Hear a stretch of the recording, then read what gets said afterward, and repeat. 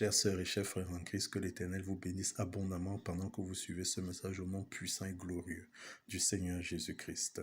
Aujourd'hui, nous rentrons dans le 4e chapitre de la série des enseignements dédiés à l'action de grâce. Dans le chapitre précédent, nous nous sommes intéressés à la puissance de l'action de grâce, à ce que l'action de grâce est capable de produire dans nos vies. Nous avons donc regardé à la préservation de nos bénédictions, nous avons regardé à la perfection de nos bénédictions, à la multiplication de ces bénédictions, et enfin nous avons regardé également à l'opération dans le surnaturel. Aujourd'hui, nous rentrons dans le 4e chapitre de notre série d'enseignements dédiés à l'action de grâce, et ce chapitre est intitulé « Comment rendre grâce à l'Éternel ». Comment rendre grâce à l'Éternel. Dans ce chapitre, nous nous intéressons au modus operandi de l'action de grâce. Nous voyons ce que nous devons faire pour rendre grâce à l'Éternel. Comment pouvons-nous rendre grâce à notre Dieu? Premier moyen de rendre grâce à l'Éternel, c'est la prière. Plusieurs définitions sont données de la prière. La prière, c'est une forme de communication avec Dieu. Nous entrons en communication avec Dieu, nous lui parlons et il nous répond. La prière, c'est une demande d'intervention adressée à Dieu sur la base de sa parole. On peut également définir la prière comme étant un instrument de restauration, un instrument de justification, une activité qui s'impose à tout chrétien. Dans la prière, nous communiquons avec Dieu, nous nous adressons à lui et nous nous mettons dans les dispositions de recevoir de Dieu. Et ce que nous recevons le plus souvent de Dieu arrive sous la forme d'instruction. Nous pouvons donc rendre grâce à Dieu dans la prière. Et dans ce cas, l'action de grâce, n'est-ce pas, signifie, n'est-ce pas, des paroles reconnaissantes que nous adressons à notre Dieu. Nous disons merci à notre Dieu pour ses grâces. Nous lui disons merci pour ses grâces dans nos vies, pour ses bénédictions. Nous reconnaissons sa protection, nous reconnaissons sa provision, nous reconnaissons ses grâces, sa faveur.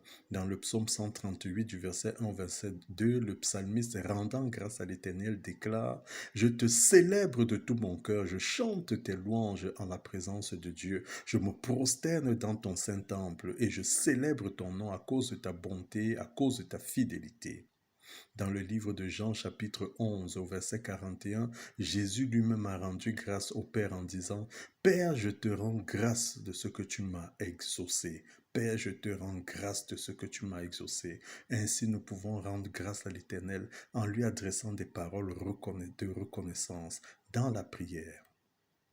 Deuxième moyen d'action de grâce, les cantiques et les danses. Les cantiques et les danses, ce sont des modes d'expression qui traduisent notre joie, qui traduisent notre satisfaction par rapport à un état, par rapport à un vécu, par rapport à une réalisation. Dans Jacques 5 au verset 13, il est écrit « Quelqu'un parmi vous est-il dans la joie qu'il chante des cantiques ?» Les Écritures nous montrent comment, après avoir traversé la mer Rouge à pied sec, n'est-ce pas, Moïse et les enfants d'Israël ont chanté un cantique à l'Éternel pour le remercier pour toutes les œuvres extraordinaires qu'il avait accomplies au milieu d'eux. Ils ont chanté en disant « Je chanterai à l'Éternel car il a fait éclater sa gloire. Il a précipité dans la mer le cheval et le cavalier. L'Éternel est ma force, le sujet de mes louanges. C'est lui qui m'a sauvé. Il est mon Dieu, je le célébrerai. Il est le Dieu de mon Père, je l'exalterai. L'Éternel est un vaillant guerrier. L'Éternel est son nom. Il a lancé dans la mer les chars de Pharaon et son armée. Ses combattants d'élite ont été engloutis dans la mer Rouge. » Ça, c'est quelques passages, n'est-ce pas, de ce cantique qui est tiré, n'est-ce pas, du livre d'Exode, chapitre 15, du verset 1 au verset 4. Les Écritures nous montrent également comment le roi David célébrait souvent l'Éternel. Il est dit dans la parole de Dieu qu'il célébrait l'Éternel 7 fois par jour, psaume 119, verset 164. Il est dit également dans les Écritures qu'il le célébrait avec des danses. 2 Samuel 6 au verset 14, où il est dit que David dansait de toutes ses forces pour célébrer l'Éternel. Il dansait de toutes ses forces.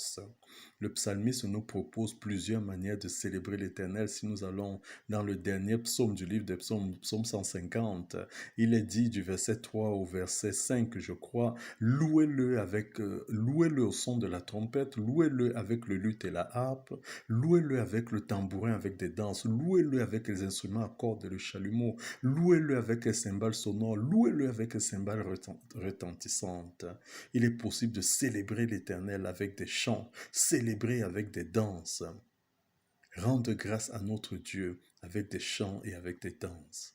Regardons au troisième moyen, n'est-ce pas, que nous avons de rendre grâce à l'Éternel, le témoignage. Le témoignage est couramment défini comme étant évidemment l'action de témoigner, mais une déclaration de ce qu'on a vécu, une déclaration de ce qu'on a vu ou entendu qui sert à l'établissement de la vérité. Les Écritures nous montrent un aveugle de naissance que Jésus a guéri en appliquant sur ses yeux de la boue formée avec de la salive et de la poussière, dans Jean 9 du verset 1 au verset 7.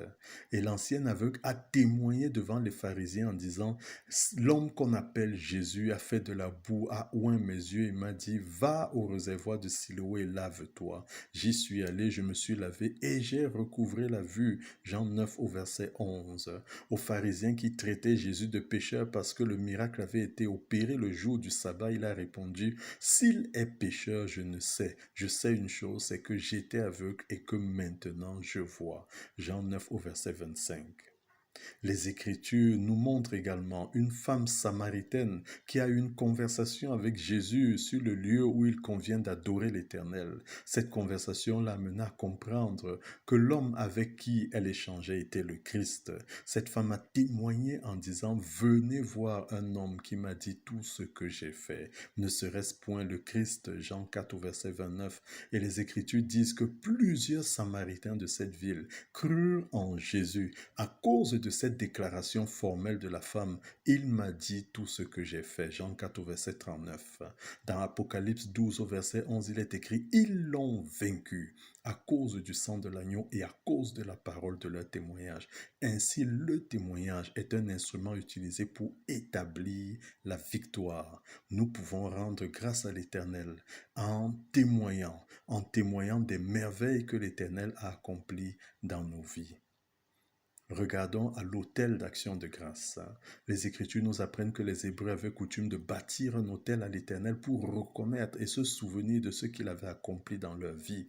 Dans le livre de Genèse, nous avons le cas d'Abraham, Genèse 12, 7 et 8, Genèse 13 au verset 18, Genèse 26 au verset 25 pour le cas d'Isaac, Genèse 35 au verset 1 pour le cas de Jacob, Juge 6 verset 23-24 pour le cas de Gédéon. L'autel d'action de grâce était construit pour marquer l'espace, pour indiquer à quel endroit précis la visitation de l'Éternel avait été effective. Le témoignage semble aujourd'hui correspondre le mieux à ce qu'était l'autel d'action de grâce dans les temps de l'Ancien Testament. Regardons un autre moyen par lequel nous rendons grâce à l'Éternel, l'offrande d'action de grâce. L'offrande d'action de grâce, c'est ce que nous donnons en guise de remerciement à notre Dieu. Dans l'Ancienne Alliance, les remerciements à l'Éternel étaient toujours accompagnés d'une offrande. En effet, si nous allons dans le livre d'Exode, chapitre 20, au verset 24, il y est écrit « Tu m'élèveras un autel de terre sur lequel tu offriras tes holocaustes et les sacrifices d'action de grâce, tes brebis et tes bœufs, partout où je t'appellerai, partout où je rappellerai mon nom, je viendrai et je te bénirai. » Dans la nouvelle alliance, la parole de l'Éternel, évidemment, n'a pas changé. Dieu est le même hier, aujourd'hui, éternellement.